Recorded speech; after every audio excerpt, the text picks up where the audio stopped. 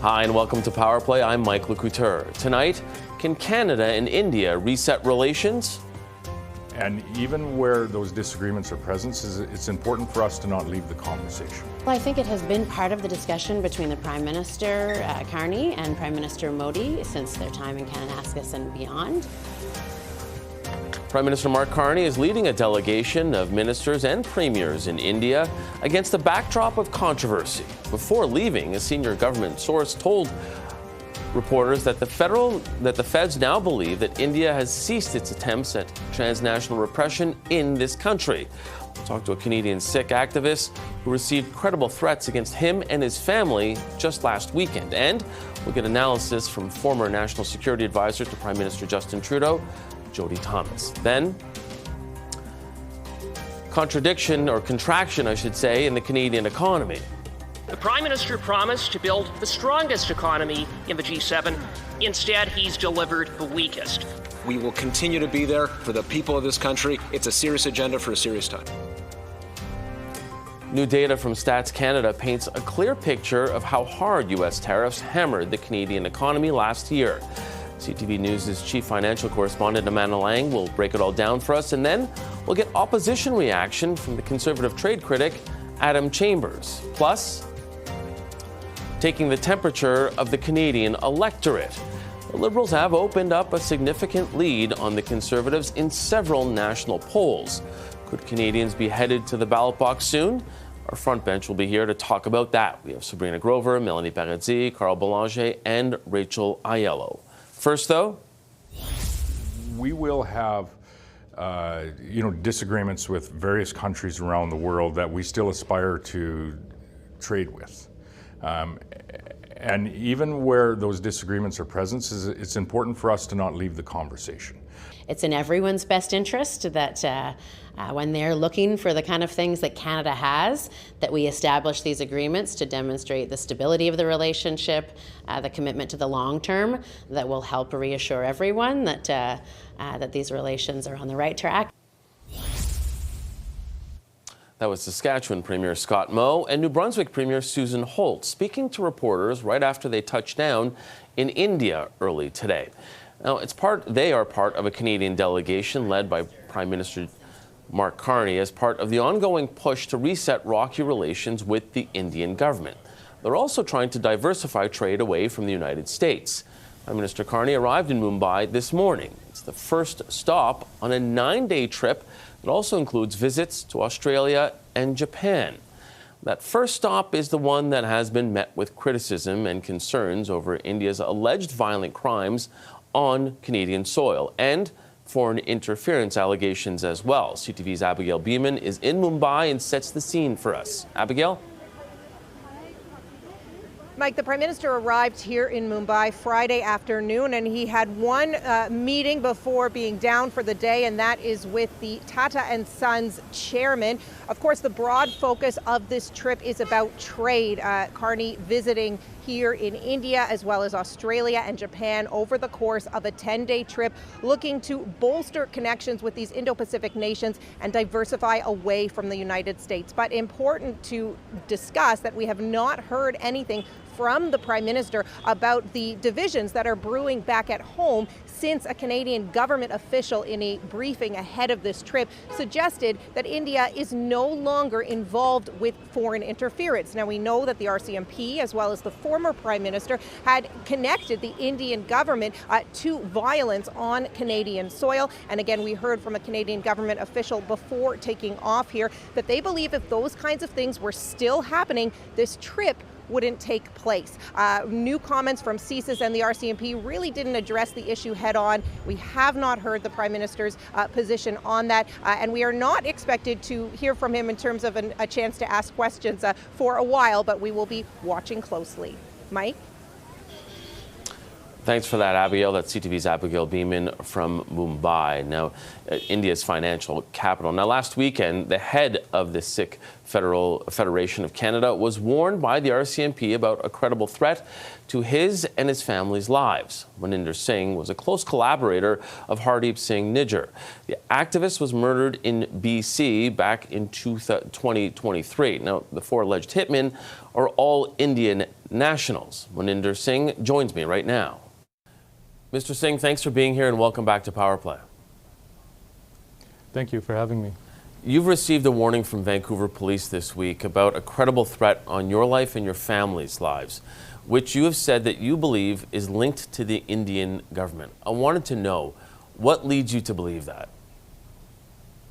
I think the first duty to warns I've received were in July of 2022 alongside Mr. Nijjar, who was assassinated a year later.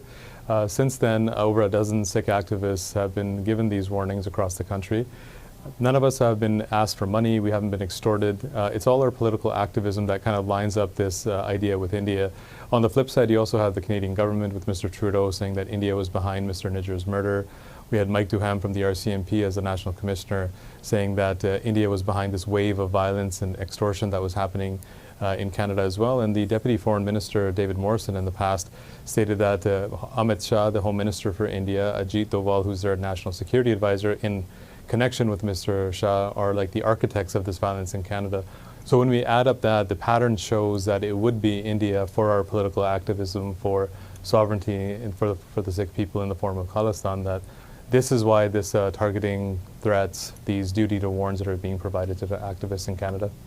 So you've done a good job of sort of giving a bit of a backstory on some of what we've heard in the last couple of years with regards to threats and apparent threats from India. Wednesday, a senior official in the Canadian government said in a briefing, a background briefing to journalists, that the Indian government is no longer linked to violent crimes or threats on Canadian soil. How does the Sikh community feel about that assessment? I think it was ludicrous for somebody to actually make a statement like that. And then, the very next day, the Minister of Public Safety, Mr. Anand Sagri, had to backtrack, stating that as in Canada has a lot of work to do still with Indian threats to activists in Canada. So one of the things in the community was this confusion as to well, which one is it? And that doesn't bode well for our Prime Minister and a party that's going to India right now to conduct trade deals with a country that has Canadian blood on their hands for killing Canadians on Canadian soil, as per our law enforcement agencies and national security. So I think it makes us very wary of how we can trust such a government when they're dealing with a rogue state like India that undermines Canada's electoral system. It conducts foreign interference as per the Hague Commission for Foreign Interference, and it conducts transnational repression, as we've heard from our law enforcement agencies. At the same time, on this show yesterday, a Liberal member of Parliament, Sukh Dhaliwal, condemned that statement from that official. But he also said, with the PM in India, quote, he will make sure that when it comes to the rule of law and Canadian lives, it will take a priority over trade. Does that give you any comfort when a Liberal member says that about the Prime Minister and his trip in India? I think Mr. Dhaliwal has in the past stood firm on this issue, and there's a deep appreciation for that in the community as well that he does so. I think that our issue is actually more with what Mrs. Anand's comments have been over the last year, this law enforcement to law enforcement dialogue that she keeps speaking about.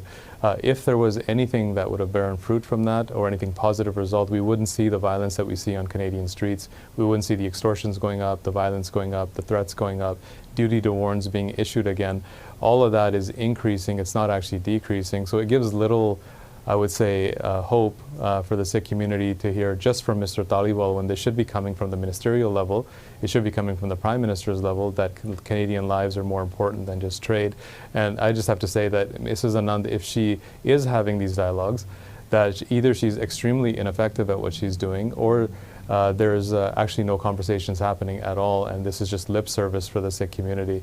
And either one is going to be a horrible result for Canada when it comes to public safety and security. So concretely, if the Prime Minister doesn't bring up foreign interference or transnational repression with Modi, would you call Prime Minister Carney's trip to India a failure? I think engaging with them at this level already is a failure. I think anything beyond this, like if they wanted to make any amends to what they're doing to Canadians in general, I'm born and raised in this country. I have a wife and child. I'll do anything I can by any means necessary to protect my family like I think any other person in this country would do. And it's unfortunate I'm having to make that type of statement, but those are the realities that we're living with in Canada right now. And it's all to do with Mr. Modi, his government, as our law enforcement and national security agencies have said. So I would definitely say that unless this conversation actually reaches a point of actually resulting in some tangible result, which would actually be holding the government of India to account in some way and not rewarding them with trade deals, I fear that it's a failure before they even land there. So you think this trip is a mistake? I think it's a serious mistake on our part, putting public safety in jeopardy the way we are. We have the High Commissioner for India that has repeatedly come on multiple Canadian platforms for media and said that this is a Canadian issue, this is not an Indian issue, basically disregarding all of our national security agencies, all of our law enforcement, our government, any statement that any reasonable people in Canada have made, calling them basically lies. So there's no accountability and there's no responsibility taken for what they've actually done.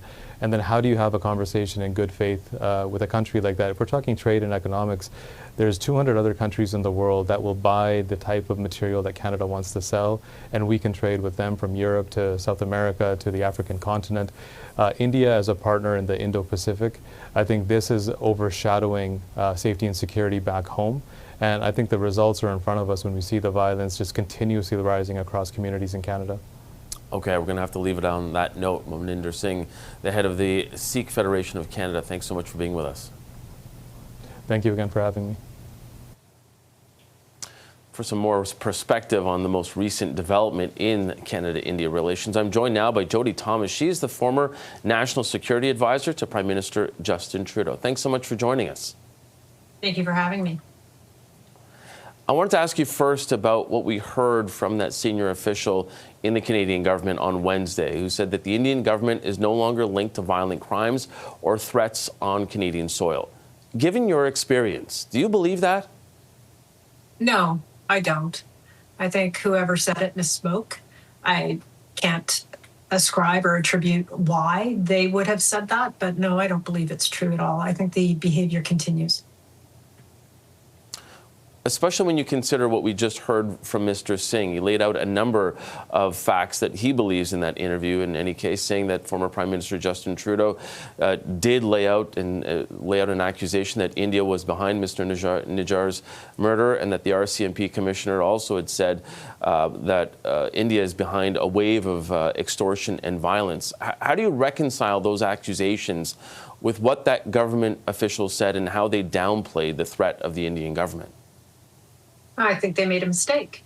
The trade mission is really important. It's very important to Canada. It's very important to our economic stability and future. That said,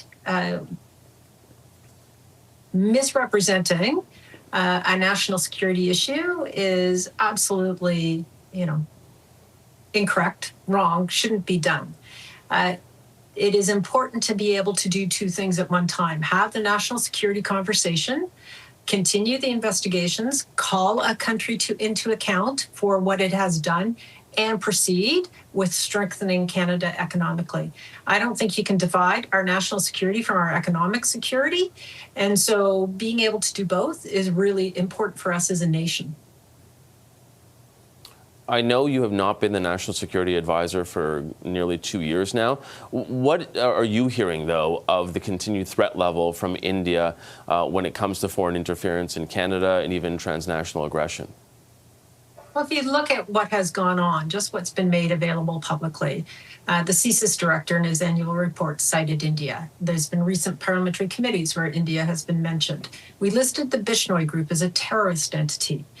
During the election, we had weekly tech briefs from officials talking about foreign interference and what they were looking for, and India was raised in that context. The violence on the streets that was referenced in your last interview is real and it is ongoing, and certainly duties to warn are continuing. Now, you don't necessarily know who has made the threat and a duty to warn, and it's not always a state. It could be criminal activity. But there is a trend, a pattern, indicators that are very clear that the behavior is unchanged. I know earlier you said that it was a mistake for that official to make that claim. How much of this do you think is a mistake versus trying to put up, in a sense, a facade or a paper wall to say that everything's okay there, and that allows us to go on this trade mission? Because that official did say we wouldn't be going on this mission if these types of things were still happening. So is that an outright lie to make sure that they have an excuse to go on this mission and essentially put the economic interest of this country over the security interest of this country? I would hate to think that we're in a situation where we're not speaking truth about what is going on in our national security environment. And so I prefer to believe that this person has made a mistake in what they have said. I don't think it was politically directed. I have no reason to believe that.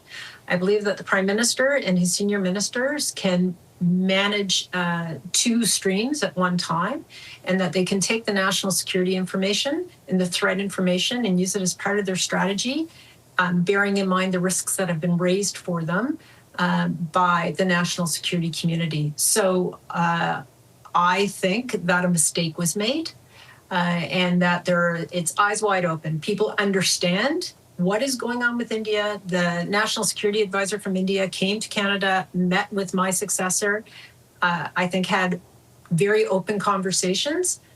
Those will continue. The RCMP continues to investigate. At the same time, we proceed with a risk-based relationship with India where we do things that are to Canada's advantage. Last question for you. How important is it for Prime Minister Carney to bring up foreign interference and transnational repression in his meeting with Prime Minister Modi? He has to bring it up every time he meets with Mr. Modi. Ministers have to do it when they meet their counterparts, and security officials and senior officials across government have to when they meet with their counterparts.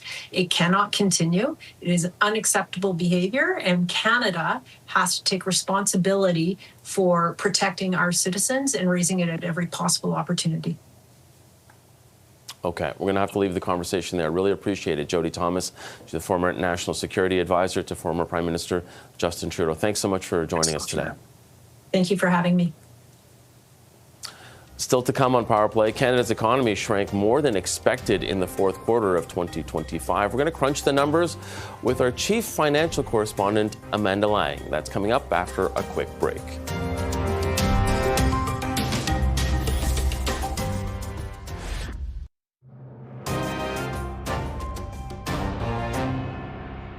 The Prime Minister promised to build the strongest economy in the G7. Instead, he's delivered the weakest. Of course, it's unfortunate that we saw a contraction of 0.6% in real GDP. What else does the report say? It says that consumer demand is up. It says that domestic business investment is up. The Prime Minister has doubled down on the worst policies of Justin Trudeau: higher taxes, inflationary spending, and the same anti-development laws. Not a single major project approved. We are cutting taxes for Canadians. We are continuing to put in affordability measures. We will continue to be there for the people of this country. It's a serious agenda for a serious time. Well, today's GDP numbers were part of the debate on Parliament Hill today. New economic data released today paints a picture, the clearest picture yet, really, of how hard U.S. tariffs have hit the Canadian economy. Stats Canada has released its December report on GDP, and it brought a bit of a surprise. Canada's economy recorded its slowest growth since 2020.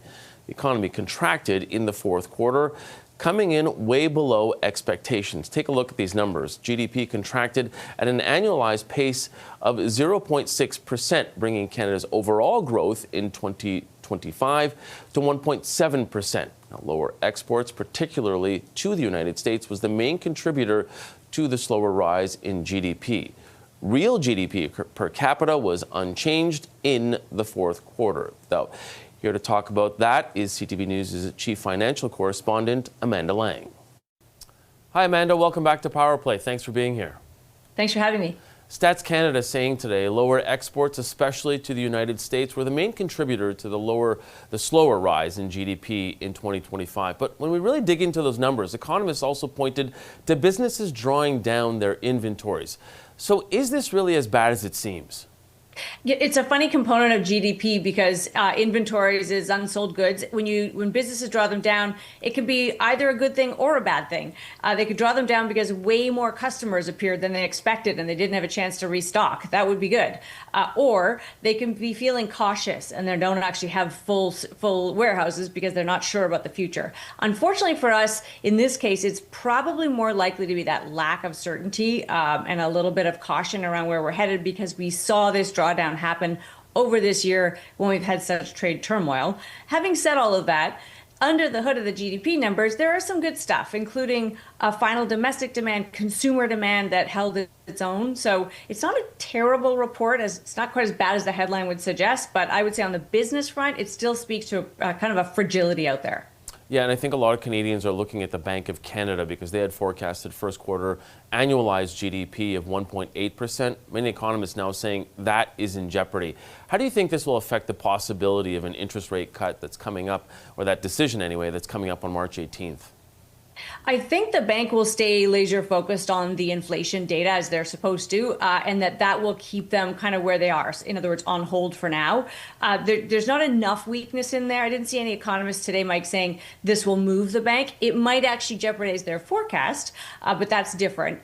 The thing that really jumped out at me, and this will be on the bank's radar as well, is the biggest component of our economic activity is government spending. It was huge last year. It's expected to be big again this year. And that's on big projects, right? Big defense spending, huge infrastructure projects. There will be more of that ahead. That can be good and bad. It's good because it creates genuine economic activity. It's bad if the private sector doesn't come along for the ride. So the big thing, of course, as we look into 2026 is, as the government keeps spending tax dollars, will that actually spur overall economic activity? That's what we need to see. Yeah, and I'm sure you'll be keeping an eye on that. Amanda Lang, CTV's chief financial correspondent, thanks so much for doing this. I appreciate it. Thanks. Now, as you saw just a little earlier, the Conservatives are taking the government to task over the GDP numbers. Joining me now to talk more about the figures is Conservative MP Adam Chambers. Mr. Chambers, thanks for being here. Welcome back to Power Play. It's great to be with you again, Mike. So we're looking at the numbers. The economy's contraction was unexpected in the last quarter of last year. Overall growth was still, though, 1.7%, which was in line with the Bank of Canada's expectations. So do you take any comfort in that last number there? Well, in the short answer is not really. I mean, that number at 1.7% is still much lower than certainly people were hoping for. I mean, the Prime Minister he had promised we would have the fastest growing economy in the G7. That number at 1.7 does not put us, it actually puts us at the bottom of the list in the G7. So I don't think we should take much comfort from that. And of course, we look at recent trends. This last quarter is not positive. That is concerning for Conservatives. It should be concerning for anybody, really. And you don't have to spend, as I say, a lot of time in an arena or a grocery store to understand that people are feeling the pinch. So economists should not have been surprised with the number last quarter. Well, I take your point that the Prime Minister did promise the fastest growth, and that is something that we continue to put questions to him about. GDP did increase in the previous quarter, before this one, by 2.4%. Is that not something that you think is worth noting as well? Well, sure, but I think, again, you have to take a look at not just one quarter at a time, but as you noted, a full year's worth of data. This is generally not encouraging. There was other reports this week of consumer insolvencies, bankruptcies, rising at alarming levels. Household debt levels are setting records again. We are now the highest indebted country in the G7, both when you consider government debt and consumer debt. So, these are numbers that we should be concerned about and following very closely, which is why, again, in Pierre's speech yesterday, we need to be focused on providing solutions to the affordability crisis, but also to the economy to ensure money stays here at home, cutting taxes on businesses and entrepreneurs in order to encourage them to reinvest here in Canada. According to Stats Canada, the numbers that came out today, one of the biggest pulls on the economy was that inventory drawdown. So essentially, the selling off of goods or materials that weren't reproduced in that quarter. Do you think that is the government's fault when you consider that there was a big buildup in inventory ahead of all of the tariffs faced, in the United States, and when you consider one of the biggest economic headwinds right now is our over-reliance on trade with the United States, and that is something that the Carney government says they continue to try and pivot away from. Well, when you think about inventories or just our trade with the United States, we need to make sure that we are diversifying trade away from the United States. There's no question about it, but that takes significant amounts of time. And it's not realistic to assume that we could take, all of the goods that we sell to the U.S. and then send them around the world. So we need to be signing new binding trade agreements, opening our doors with other countries. We also need to make sure that we're at the table engaging with Americans to reinstate some of those trade flows that we would like to see. It has to be a multi-pronged strategy. It is unrealistic to believe that we will be able to, completely move away from the United States and find a substitute for our exporters in other markets around the world. We need to do all of these things at once. Conservatives have said, we would be willing to cooperate with the government to do both of those things. One, to get a deal with the United States, but two, to ensure that we have other export markets for our producers around the world. Would you not agree that the government is doing that, though? And I say that because there were some numbers earlier in February that showed in 2025 there were 5.8% fewer exports going to the U.S., but then exports to countries excluding the U.S. actually rose by 17.2% in 2025. Well, I think if you look a little bit deeper in that number, one of the big driving factors of that increase is actually ends up being the price of gold and price of metals, which have increased. So that increases substantially the value that we have sent to other countries. And so what we need to be focused on is results in terms of the bottom line for Canadian jobs, manufacturing, and our economy here at home. And we have fewer people working today than we did a year ago. We need to make sure that the economy not just grows and our exports grow, but that translates into results for Canadians and paychecks for Canadian employees.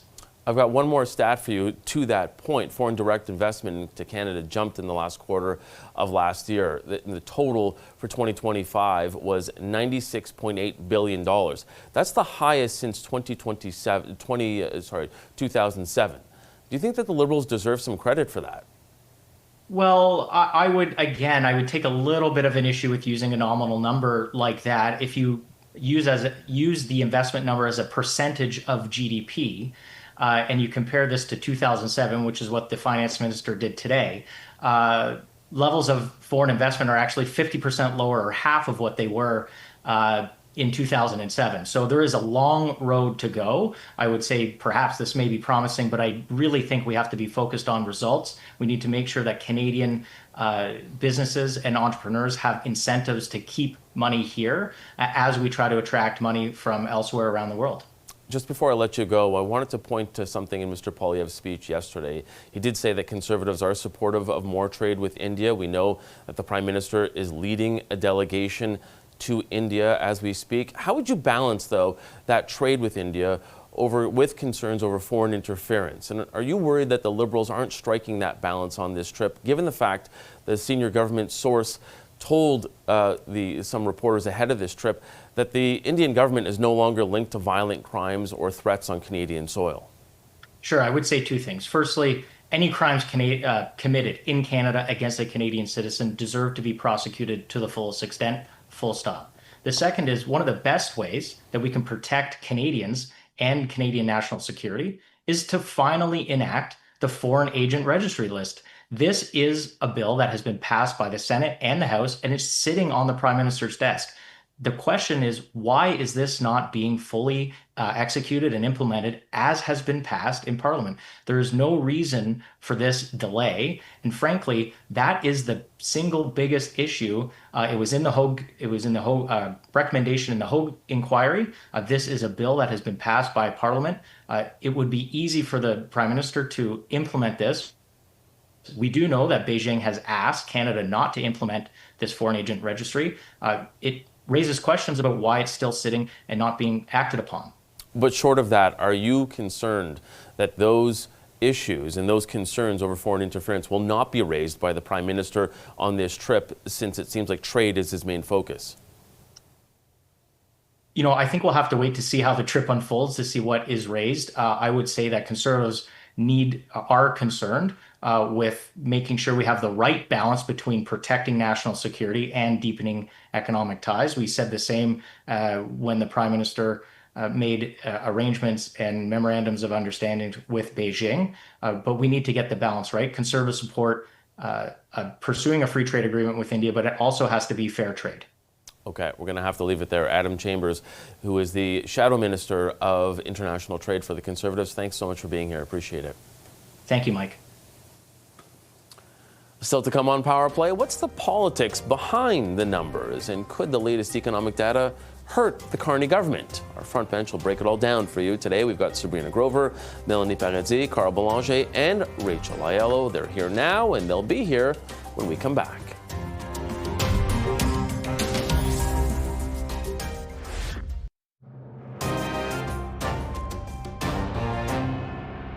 The Prime Minister promised to build the strongest economy in the G7. Instead, he's delivered the weakest. So, in the face of that, will the Prime Minister accept any responsibility for the dismal state of Canada's economy? What is this government doing under the Prime Minister's leadership? Forging new trade relationships, forging new investment opportunities. We see the result in terms of foreign direct investment in a nation-building agenda that will lead, as I said, to new jobs. The war of words being waged on Parliament Hill there over the latest economic data. Canada recorded its slowest growth since 2020. But nearly a year ago, Prime Minister Mark Carney swept into power on a promise of being the only person who could build the fastest growing economy in the G7. So will today's economic numbers have some political fallout? Let's ask our front bench. Sabrina Grover was a federal Liberal candidate in the 2021 election. She's now senior advisor at North Star Public Affairs. Melanie Paradis is a former communications director to Erin O'Toole. She's now the president of Texture Communications. Former interim NDP national director Carl Belanger is here. He's now the president of Traction Strategies. And here with me in studio is CTV News national correspondent Rachel Aiello. So Sabrina, I guess the big question that a lot of people have is, did Prime Minister Carney just overpromise when you look at these numbers? Because he did say the fastest growing economy in the G7. That is not what we are if you compare us to the rest of the other 6 countries. Yeah, and I don't want to make this an economics podcast because I hate economics like in the details, but I do think that this is one of times where it's important to go beyond the headlines and actually look at some of the details that make up the economy beyond just that 0.6% economic contraction, right? So Canada's outperformed every G7 country since 2020, with the exception of the United States, on economic growth.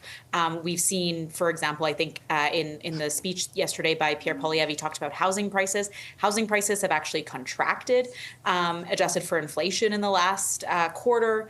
We've seen wage growth that's strong. We've seen unemployment decrease. So there's lots of parts of the economy that go beyond that 0.6% headline. So that's the economic side of things. On the political side, is it problematic for the Prime Minister? I think a little bit. But I also think that there is still that grace from Canadians recognizing some of these trade impacts and recognizing that trade continues to be volatile. I think what's more important for the Prime Minister, rather than kind of addressing this holistic economic growth piece, is to have a more clear communications plan and a more clear way to address the sectoral growth. So what are we seeing in agriculture, right? We've got deals now with China. Presumably we're going to have some sort of deal, I think, with India out of this trade mission. What are we seeing on the forestry side? What are we seeing on the aluminum side? I think that's where the details matter about the economic growth. I think overall, a small contradiction is not going to change his political fortunes, although I do think he will have to manage this. But certainly, Melanie, something that the Conservatives are seizing on. Yeah, absolutely. And they should, because Mark Carney was elected not on charm, but on competence. His brand has been all about understanding and fixing economies. And so when the economy underperforms, as it has been doing, it's a direct brand hit on him and on a reflection of his performance. But if we take a step back here, Canada has never fixed the underlying structural issue that we have at play here, which is productivity. And you hear economists talk about productivity all the time. What it really means is that we aren't building enough buildings, we aren't opening enough mines, and we aren't drilling enough oil. Like all the things that we're supposed to be doing, we aren't doing enough of it. Now, we've seen obviously the government talking about how they want to do that. They're saying the right things, but they really aren't moving quickly. And the real problem is that this problem has been ignored for like 10 years. Trudeau masked over this with an immigration plan masquerading as economic policy. The Liberals under Justin Trudeau thought that more people would mean more consumers and that would mean more GDP. And they went from 300,000 immigrants a year to a target of 500,000 immigrants per year. And then in 2024, when the housing crisis just collided with that, they decided to rip the Band-Aid off. And now we're sitting here staring at the gaping wound that is productivity. And the question is, will Canadians give Mark Carney the time that is necessary? Has he been honest with Canadians about how much time this is actually going to take to fix and what the consequences of that are? Or is he going to keep saying that he's Mr. Fix-It? And then we'll see whether Canadians actually go for that for another round at the polls. Yeah, Carl, and that is the question, right? And it almost sort of plays into what we're going to talk about in the next block is like, what's that question that you put to Canadians when you go to the polls, if they end up doing that? And if he continues to say, I'm the only one who can fix it, but he's, what's the amount of time that Canadians maybe go, okay, well, you said you were going to fix it and it's still not fixed. What are you doing here? Yeah, that's a bit of the paradox, right? The longer he waits, the less he's credible to make that claim. Because he has not fixed it, and he won't fix it maybe in time for a spring election, or for those who believe this could happen. So the truth is that, growth is important, productivity, all these things are very important, of course. But what really matters to voters? Is it helping me make ends meet? Is it helping me afford food? Is it helping me pay rent? Is it helping me get the drugs I need for my family? Those are the things that matter to people. And they're all related. They're related to trade, they're related to growth, they're related to productivity. But that's where it hurts the Prime Minister politically, because he said, I will fix it. And we're still waiting. And so that's the albatross around his neck. The longer he waits and the longer he's not fixing it, the more he gives a chance to Pierre Poilievre to hammer him on that issue.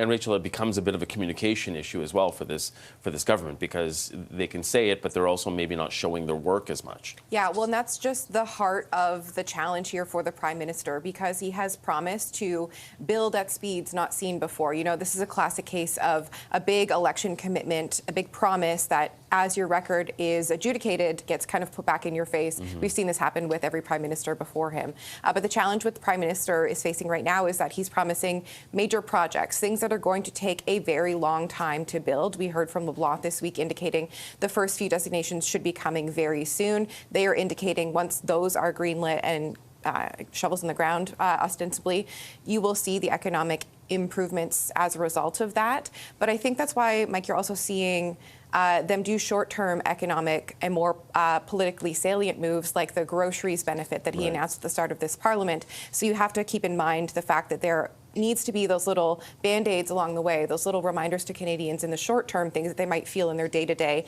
while you are building those big projects behind the scenes that are going to take a long time to pay off and certainly will not be something he can cash in electorally for a very long time. Yeah, and of course, because of what has happened in the past, no one will call them economic gimmicks. That is something that is no longer in the vernacular, apparently. But to Rachel's point, Band-Aids work. Band-Aids work. Well, I mean, depending on the size of the wound, Carl, yes. But we'll talk about that maybe in the next block here. Coming up, though, national polls are showing a growing gap between the Liberals and Conservatives. So could an election come sooner than we all think? Our front bench will break that all down right after this.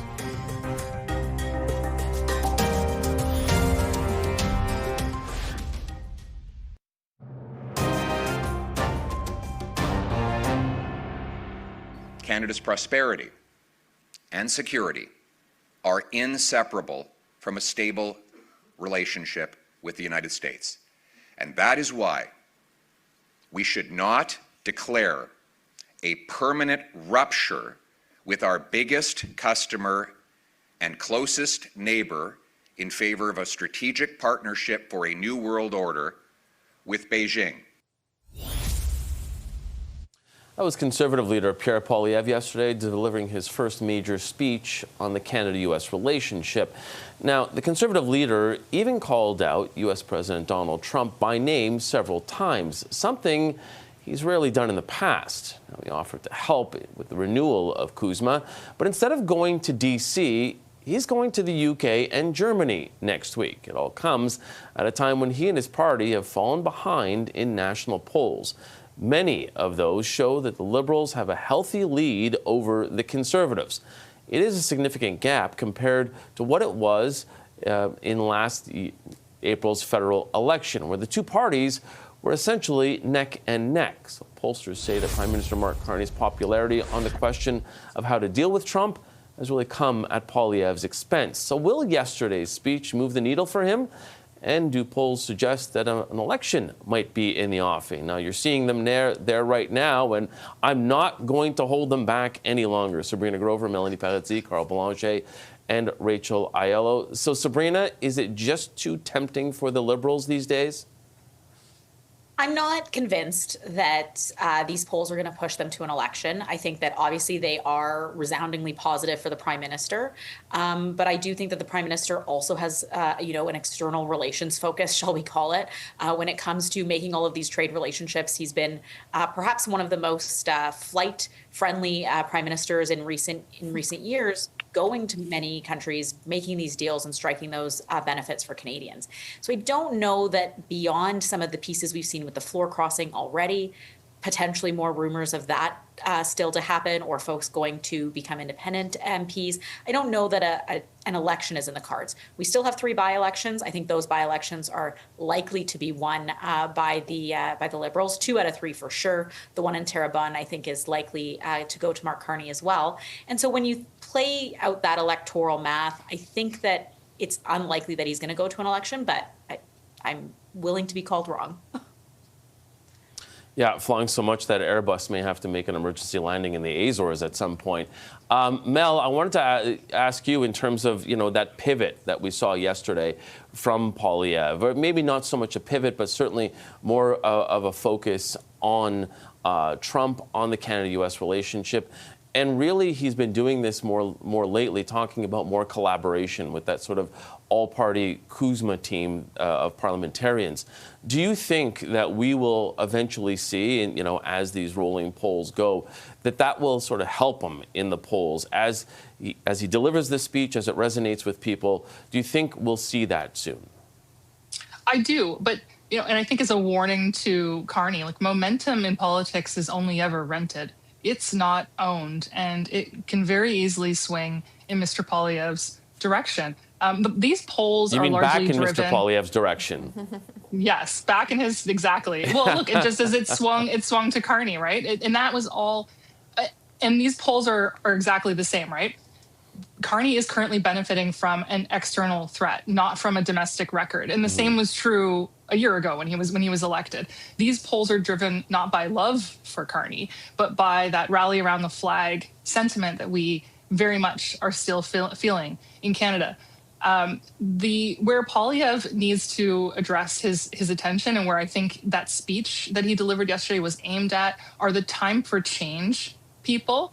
Those are the individuals who know that we need an alternative. They're not happy with the government that we have. They aren't necessarily comfortable with Pierre Poilievre either. So that speech was designed to help woo them over and make them comfortable with him as the viable alternative. That's always the goal of the opposition. It's not just to oppose everything. It's also to present Canadians with a real functioning alternative government for them to consider. I think his speech was excellent. He was very balanced on the United States. I love the story that he told of the average American coal miner isn't waking up in the morning and thinking about how to stick it to Canadians. That's exactly right. Our quarrel isn't with them, it's with the current government. And so he was very statesmanlike, and I think we're going to see more statesmanlike behavior from him as he's going to the UK and to Germany next week. And I think that's a really great and refreshing change. Carl, can that close the gap when you consider, looking at those numbers, 3 out of the 6 of them, so half that we're showing Canadians there, are double-digit leads right now by the Liberals? Yeah, and the interesting thing is that Pierre Poilievre needs time.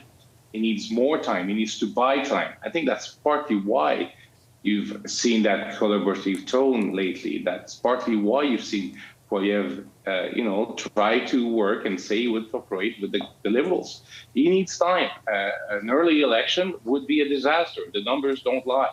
Now, that being said, it's interesting that for the first time he's calling out Donald Trump. For the first time he's trying to take the first position that could resonate with Canadians. But it's also interesting that he goes abroad and he flies over the Atlantic, not south, not to D.C. I guess Jamil Javani got the job done for the Conservatives, so don't need to go there now. And so we'll see what happens with that trip. But the reality is Pierre Poilievre's leadership is still not fully stable, in my opinion. And so the time that he needs, he may not have if Conservative MPs keep going across the floor, keep going to the Liberals. Meanwhile, Mark Carney, he has the power now. He has the majority within his grasp. And gambling power is always a big risk when you're a sitting prime minister who's basically able to do everything he wants.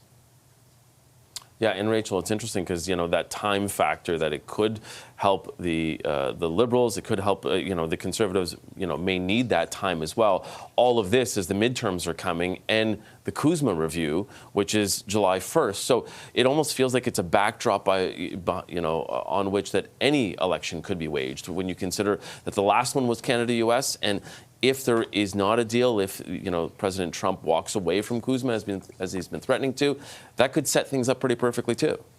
Yes, it could, or it could provide a perfect example for an opposition party to point out what Carney wasn't able to accomplish, and now he's back at the polls, back traveling the country, and not in D.C. handling the trade situation, as an example. And I think that is the gamble and the calculation that will be played out over the next number of weeks, months, however long it will be before the next election is called, for the Prime Minister to balance what we were talking about earlier. How much can he deliver that he can tangibly, credibly show Canadians that he's been able to get done before he's asking for them to vote him in again. But the longer that runway he has, the longer time he has for Poilievre to stick this rebrand and actually come across as the leader in waiting that he seems to be indicating trying to get towards now. And that will be more of a threat and more of a challenge to the Prime Minister. And then, of course, if we're into an election again about the United States, Donald Trump is eternally the wild card. Yeah. And having to contend with every tweet and message from him is a complicating factor if you want to run a smooth campaign with your own priorities, platforms, messages, and then every day we're just asking you, hey, have you talked to Trump?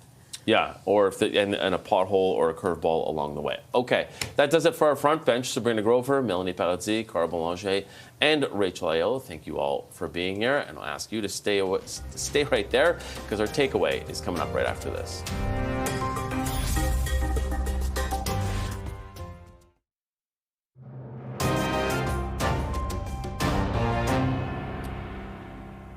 Welcome back. For our takeaway today, we're going to head back to our top story in Prime Minister Mark Carney's trip to India.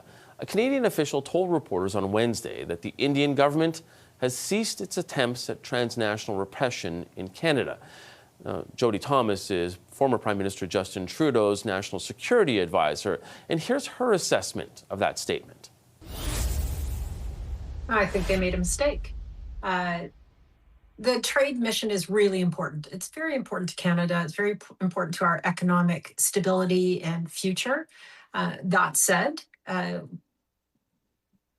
misrepresenting a national security issue is absolutely, incorrect, wrong, shouldn't be done. Thomas also said that she believes that Prime Minister Carney will have to raise the issue of foreign interference when he meets with Prime Minister Modi this week. Well, that does it for your Power Play Week in Politics. Thank you so much for sharing your time with us. I'm Michael Couture. Stay tuned to CTV News Channel because your top headlines are just ahead.